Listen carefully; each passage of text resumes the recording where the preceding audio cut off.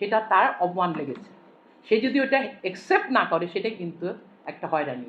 এই মানসিক, শারীরিক, যৌন এই যে বিষয়গুলা, হ্যাঁ, সেই জায়গাগুলা কিন্তু বিরাট বিষয়।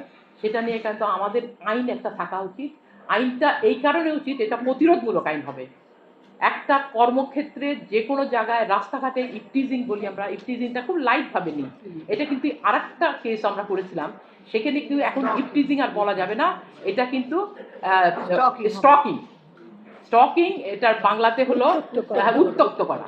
তো ওইটাও কিন্তু একটা যৌনহারানির ভিতরে পড়ছে। তো অতএব সেই জায়গাগুলো আমরা কিন্তু এটা দেখি প্রত্যেক, এই যে দেখা, এই যে আমাদের কিন্তু একটা বারবার বলা হয় মেয়েটার কাপড়টা ঠিক নেই, তার তার এইটার কারণ এটা কিন্তু প্রত্যেক দিনই কিন্তু কোনো না কোনো জায়গায় আসতেছে।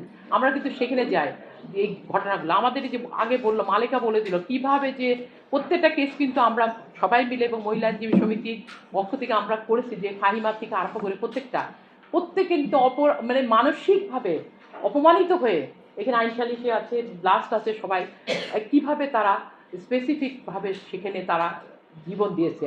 এবং সে কিশোরী মেয়েরা মানসিকভাবে এখন এই অনেক মেয়ে কিন্তু এখনও অনেক ঘটনা ঘটছে, এবং এখন যেটা গ্রামের দিকে সেটা কিন্তু একটা পত্রিকাতেও আসে না। এই জন্যে আমরা মনে করি একটা প্রতিরোধমূলক আইন হওয়া উচিত, যে আইনে স্পেসিফিক থাকবে যে এই প্রতিরোধে কী কী সরকার করবে, স্কুলগুলোতে কি করবে, কর্মক্ষেত্রে প্রত্যেকটা জায়গায় কি করবে, সেখানে একটা কমিটি থাকতে হবে, ন্যূনতম 3 জনা এবং বেশি 5 জনা অথবা 3 জনা বেজোর সংখ্যা, বাইরের 2টা সংগঠন থেকে 2টা এক্সপার্ট যারা এই বিষয়টা বোঝেন তাদের থেকে 2 জন মেম্বার থাকতে হবে। তারপরে সেই কমিটি প্রত্যেক 1 মাস 2 মাস পর পর বসবে। বড় বড় সংগঠন আছে, এখানে ব্র্যাক আছে, এখানে আমরা যারা তাদের কিন্তু সংগঠনগুলোতে আছে, কিন্তু অনেক জায়গায় কিন্তু এখনও খালি নামে মাত্র আছে। বিশেষ করে এই যে সেক্রেটারি পাড়ায় আমরা এখানে বসে আছি, এখানে অনেকে জানেই না, অনেক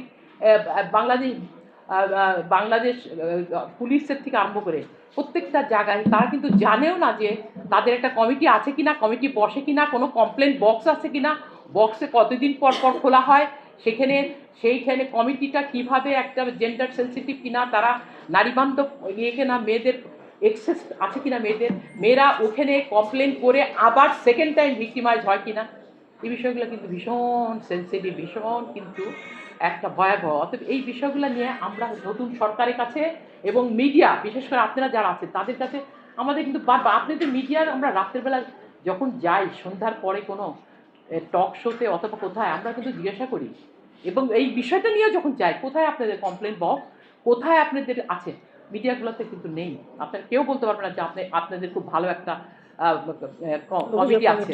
তবে আমি এটা আলোচনা করাটা মানে আমাদের আমরা বলেন কি, আপনাদের মেয়েদের বলতে হবে, মেয়েরা কিন্তু রাত্রে সারা রাত কাজ করে মিডিয়াতে, এই যে প্রথম আলো থেকে অন্যান্য জায়গাগুলোতে, সেখানেও কিন্তু মেয়েরা কাজ করে। কমিটি কি সুন্দরভাবে নেই, তারা আমাদের আলোচনার ভিতরে আমরা ওখানে বসে মিটিং করি, কিন্তু তাদের কমিটিগুলো কিন্তু সেটা নেই, সেইভাবে কাজ করে। তবে আমি মনে করি আমাদের অন বিহাফ, আমরা যারা এখানে বসে আছি অ্যাক্টিভিস্ট সবাই, আমরা মনে করি এইটা নিয়ে জোরালো আপনারা একটা কথা বলবেন, এবং এই বিষয়টা নিয়ে স্পেসিফিক আমরা কাজ করব, এবং সেই জন্য একটা আইন হওয়া উচিত। আইন হওয়ার পরে এটার